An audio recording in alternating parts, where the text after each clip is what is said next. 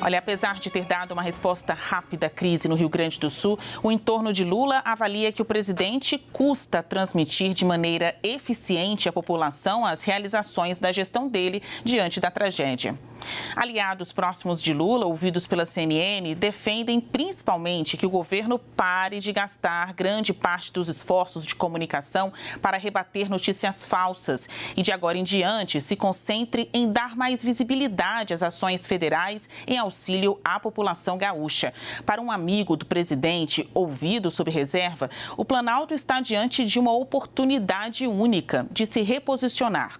A mudança de tom começou a ser implementada no pronunciamento feito por Lula, ao lado do ministro Fernando Haddad, para anunciar a suspensão dos pagamentos da dívida do Rio Grande do Sul com a União. Mas deve ficar ainda mais evidente nos próximos dias, com o retorno de Lula ao Estado e o anúncio de mais medidas de ajuda. Então é isso, vamos ao debate. Combater fake news deve ser prioridade do governo? Vou começar pelo Caio Coppola. Olá, Basílio. Olá, doutor Vitor. Saudações à nossa audiência. Não. No Rio Grande do Sul, a prioridade é salvar vidas, reparar danos e prevenir novas tragédias. E as supostas notícias falsas, denunciadas aí com estardalhaço pela Secretaria de Comunicação Social, não têm o poder de impedir o governo federal de atuar nesse sentido e fazer o seu trabalho. Tanto que, segundo a matéria especial da CNN, fontes próximas a Lula da Silva avaliam que, aspas, houve até o momento uma hipervalorização das fake news. Bom, para ilustrar aqui a irrelevância das pautas que tanto preocupam o ministro Paulo Pimenta, da Comunicação Social, eu separei alguns itens que constam do ofício que ele próprio enviou ao Ministério da Justiça no dia 7 de maio, portanto, ao término da primeira semana de crise lá no Sul. Item número 1. Menções a Luísa Trajano, da Magazine Luiza, Emílio e Marcelo Odebrecht, da Novo Honor, Wesley e Joesley Batista, da JBS, como, aspas, empresários que apoiam Lula e que não moveram um dedo para ajudar as vítimas. Item número 2. Já começo com aspas aqui. Há mensagens criticando a ausência de ministros no sul do país e condenando a ida da primeira-dama, a senhora Janja da Silva, ao Rio de Janeiro para o show da Madonna. Bom, aproveitando o ensejo, eu leio aqui para os espectadores a manchete da coluna do senhor Lauro Jardim para o jornal O Globo, e isso no dia 4 de maio, que foi a data do show. Aspas, Janja no Rio para o show de Madonna e a expectativa de um encontro entre as duas. Após duras críticas a uma eventual insensibilidade da primeira-dama com a população gaúcha, o governo esclareceu que a senhora Janja cumpria a agenda relacionada ao G20 e no mesmo dia regressou a Brasília, o que foi sorte dela, porque ela não perdeu grande coisa. Mas voltando aqui à lista de notícias perigosas para as instituições democráticas, segundo o senhor Paulo Pimenta, ministro da Comunicação Social. Item número 4. Preocupa o ministro do Lula a opinião do jornalista Thiago Asmar, conhecido como Pilhado, que, segundo o ofício, aspas, afirmou que o empresário Luciano Hang está ajudando mais o Rio Grande do Sul do que o governo federal. Provavelmente foi uma força de expressão ancorada no fato de que o dono da rede de lojas Avan tem contribuído aí sobremaneira com o auxílio humanitário às vítimas das enchentes, especialmente o transporte de pacientes críticos e de médicos socorristas, o que, de certo, salvou muitas vidas. Mas seguindo aqui com a lista, o item número 11 do ofício trata do relato de que cargas com donativos foram barradas e multadas a caminho do Rio Grande do Sul, um fato reportado pela grande imprensa, confirmado por um governador de estado e admitido pela própria Agência Nacional de Transporte Terrestre.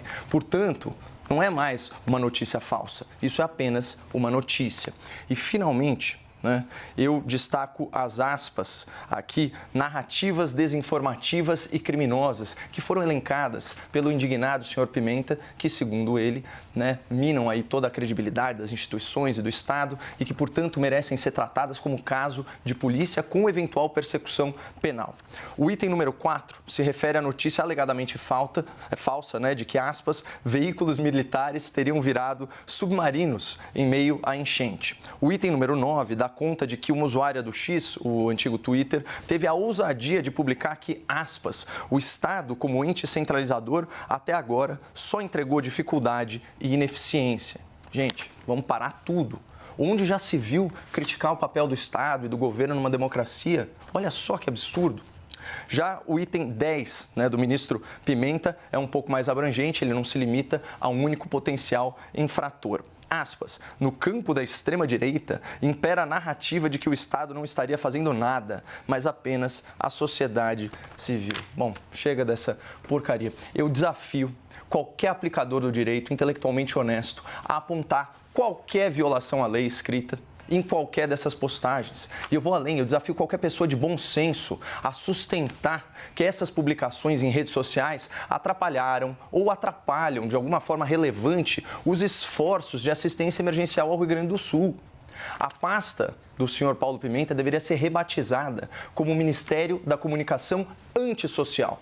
Isso porque as suas falas parecem afastar cada vez mais o governo Lula das reais necessidades da sociedade. Tanto que, como apurou a CNN, o entorno do presidente concluiu que o governo está perdendo tempo e energia com essa narrativa de fake news, especialmente se a gente levar em conta que esse tempo e energia são bancados com dinheiro público.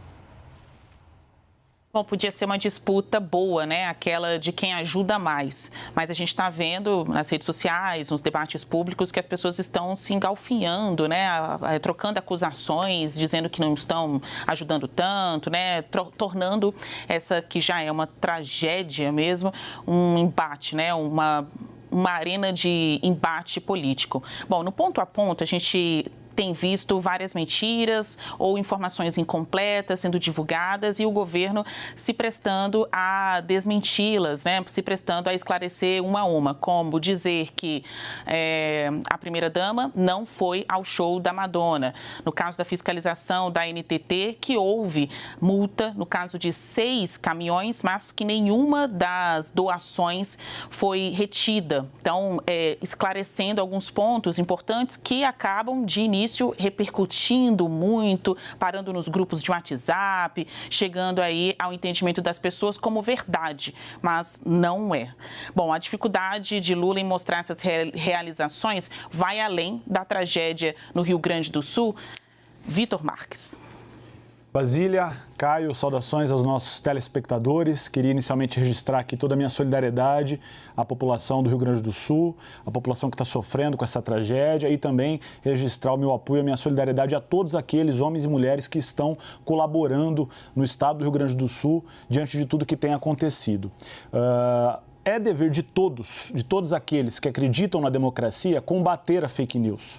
A gente vive num país que viveu um processo eleitoral recente em que as urnas teriam sido, segundo essa indústria de fake news, seriam manipuláveis. A gente vive num país em que, numa tragédia como essa, tem pessoas se prestando a mentir. Aí aqui eu me lembro daquela frase do ministro de propaganda do Hitler, Goebbels, que dizia que uma mentira repetida 1000 vezes torna-se verdade. Todos aqueles que acreditam na democracia devem fortalecer as instituições e jamais confundir liberdade de expressão com liberdade de agressão. A liberdade de expressão ela deve servir para que todos possam opinar, possam se manifestar, mas jamais isso pode ser uma máscara para quem quer cometer crime. A gente deve se lembrar que, segundo estudos recentes, há um traço comum dos regimes autoritários que estão em curso ou tentaram se fazer presente nesse momento da história. Nicarágua, Honduras, Índia, com Trump nos Estados Unidos, com Bolsonaro no Brasil. Eles têm um método, todos eles em comum, que é descaracterizar, deslegitimar os órgãos tradicionais de comunicação e criarem suas redes paralelas, para que a comunicação deixe de ser transmitida por veículos sérios, tradicionais, respeitados, e passem a ocorrer por vias alternativas, como WhatsApp ou rede social.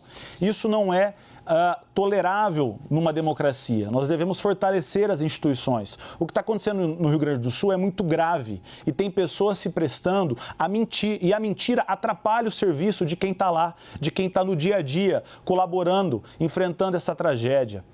Cumpre registrar que as fake news, elas batem Chico e batem Francisco. Até 2022, né, dizia-se que as urnas eram fraudadas e que a alternativa ao Brasil, por conta dessa rede de fake news, seriam um golpe militar. Seriam os militares alçarem o poder no Brasil e aí aventou-se uma minuta de golpe. Isso tudo está sendo investigado no local apropriado. Agora o que a gente está assistindo é que os militares que estão no Rio Grande do Sul colaborando, enfrentando esta tragédia, estão sendo alvos de fake news. Ou seja, essa rede, a depender da conveniência do momento, ela bate em um ou bate em outro. E isso não é compatível com o Estado democrático de direito. Há em curso uma narrativa, e é importante registrar, tentando colocar em lados opostos voluntários, agentes públicos. Tem vários estados presentes no Rio Grande do Sul, a União está presente no Rio Grande do Sul, o Estado do Rio Grande do Sul está presente lá, a Prefeitura e diversos voluntários do Brasil todo. Há uma rede em construção diariamente tentando colaborar com essa tragédia. E aí é importante que todos, estados, voluntários, possam colaborar com isso. É isso que está em questão. Agora, tem uma narrativa querendo colocar um contra o outro. E isso está sendo disseminado, está sendo divulgado por essa rede de fake news. E isso não é tolerável. O que não se tem mais no Brasil, e isso é um fato, é um presidente da República, diante de uma tragédia, andar de jet ski. Isso, felizmente, nós superamos essa etapa no Brasil. Agora, o presidente da República se importa com a crise, vai até lá, toma as medidas necessárias para que uma tragédia como essa seja superada o mais breve possível.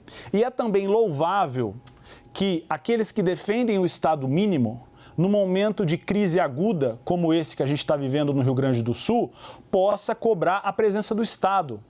E isso fica nítido para demonstrar que é fundamental uma presença de um Estado em situações como essa. É fundamental que o Estado, naquilo que é necessário, essencial para as cidades, para os estados, possam se fazer presente. O que a gente não pode tolerar é, diante de uma tragédia como essa, pessoas perderem o seu tempo fomentando, criando notícias falsas. Isso é desumano. Não se trata de um debate sobre defender lado da direita ou da esquerda. Trata-se de ser desumano diante de um caso e uma situação como essa no Rio Grande do Sul. Por se tratar de uma situação sem precedentes, né, nunca antes na história do Rio Grande do Sul, medidas sem precedentes também são urgentes, né, a serem adotadas. Eu vejo aí, gostaria de ouvi-los também, uma mudança de paradigma, né, de como o Estado vai combater os eventos climáticos extremos, de como o Estado vai se portar do ponto de vista da comunicação em situações de desastre como esta, já que há uma previsão, e assim, no curto horizonte, de que outros estados brasileiros também sofram de um mal climático, seja com muita chuva ou com muita seca, né? Isso já vem acontecendo numa proporção bem menor, é bem verdade, já em outras unidades da federação, mas há uma expectativa de que isso venha a crescer pelo Brasil. Bom, eu queria saber dos senhores, fazer aqui uma pergunta mais propositiva. Então, o que deve ser feito em situações como esta? Eu acho que há uma unanimidade aqui de que as fake news atrapalham. Talvez a gente não consiga aqui aferir, medir o quanto elas tem complicado no resgate e esse esforço de reconstrução do Rio Grande do Sul. Mas elas são ruins e atrapalham a vida das pessoas, o poder público. Não precisa ser de um lado A ou B para ter este entendimento. Então, como que o governo deveria se portar diante destas mentiras, chamadas fake news ou informações incompletas? Aí eu estou falando daquelas que realmente são, não percepções equivocadas e narrativas do que é mentira e do que é verdade. Aquelas que de forma flagrante, olha, eles estão mentindo. Então, de que forma o governo federal deveria atuar? Coppola. Olha, eu acho que o mais importante aqui nessa discussão, e obviamente vou concordar com o meu ilustre debatedor nesse sentido, é a obrigação do poder público de informar e de esclarecer a opinião pública. A questão é que, muitas vezes, o próprio governo se torna um propagador de notícias falsas. Por exemplo, em quem que o cidadão brasileiro deve confiar? Na Folha de São Paulo, que escreveu o seguinte, aspas, Rio Grande do Sul pede ajuda, o Uruguai oferece lanchas, avião e drones, mas governo Lula dispensa. E como nós sabemos, foi uma dispensa parcial. Mas isso não foi devidamente esclarecido na nota, tanto que o jornal reiteradamente reforçou a sua posição a respeito da informação que havia veiculado. Da mesma forma, a coluna do O Globo, que noticiou que a primeira-dama estava lá também para a efeméride do show da Madonna.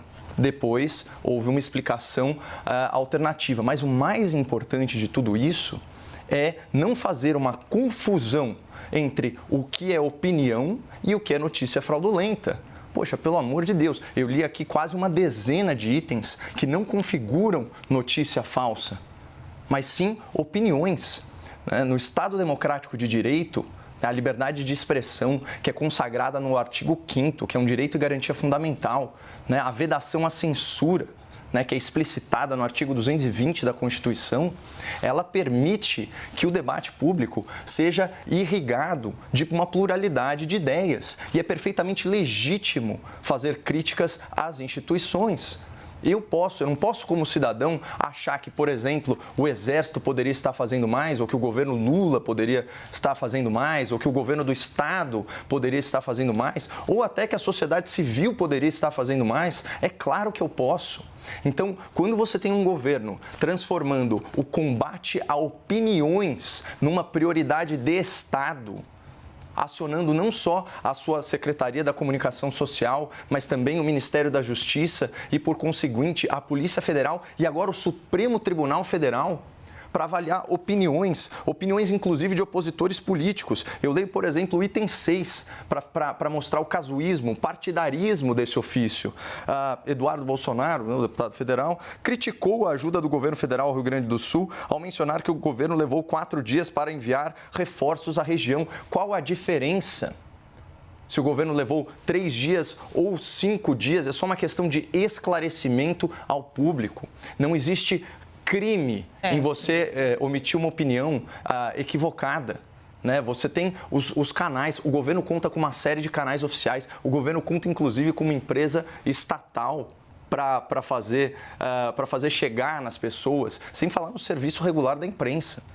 Portanto, eu acho que o que a gente devia estar discutindo aqui é qual o papel do governo, as prioridades do governo e qual o papel do governo na disseminação dessas notícias. Como eu mostrei, tem alguns casos aqui que, de forma alguma, isso configura uma notícia fraudulenta e, em alguns casos, o que foi relatado já foi esclarecido e quem está sendo investigado ou acusado, poxa, o ministro da Comunicação Social se referiu a essas pessoas como traidores, como criminosos, como quinta coluna. Ele usou essa expressão que é altamente pejorativa, é uma expressão de tempos de guerra, para caracterizar as pessoas que fazem aí o trabalho sujo do inimigo. Então, realmente, eu acho que é disso que a gente está falando, desses exageros. Muito complicado e por isso que a gente está aqui no grande debate. Vitor Marques, agora é com você. De que forma, então, combater essas mentiras? Basília, liberdade de expressão é um princípio constitucional construído com muita dor, com muito sofrimento, pós-ditadura militar. E ele visa garantir que todo cidadão possa se manifestar, possa participar do debate político. Mas a liberdade de expressão, como todos os princípios na Constituição, tem o seu limite também. E qual que é o limite? Ele é muito evidente. Você não pode agredir o outro, você não pode agredir as instituições. A sua crítica, ela é salutar, ela é bem-vinda sempre no debate público, desde que a sua finalidade não seja desconstruir, desfazer as instituições, que foi o que aconteceu até recentemente. Ou nós vamos esquecer que havia em curso um processo de tentativa de golpe contra o Estado brasileiro. Se tivesse sido implementado, certamente eu não estaria aqui dando a minha opinião. Então, é caro, é um princípio caro e não pode ser máscara da liberdade de agressão. Aqueles que estão disseminando mentira, que estão agredindo, que estão cometendo crime, precisam ser responsabilizados. E eu fico feliz que o deputado Eduardo Bolsonaro esteja mandando ofício, questionando o número de dias que o governo reagiu ou não, porque quando a crise foi na Bahia, milhares de pessoas ficaram sem abrigo, sem casa na Bahia, o pai dele estava andando de jet ski. E isso não acontece mais no Brasil. Assunto sério precisa ser tratado por pessoas sérias, comprometidas com o Estado brasileiro. Agora, a gente não pode colocar a nossa ideologia, o nosso desejo político à frente das instituições, à frente da tragédia humana. É isso que eu estou aqui rechaçando. A liberdade de expressão, ela deve ser garantida para todos, seja qual for a sua opinião. E a sua crítica é sempre bem-vinda. Agora, num momento grave como esse, pessoas se unirem, articularem informação, mentir, para fazer valer a sua opinião política, para isso gerar algum crédito político, isso é desumano e precisa ser combatido.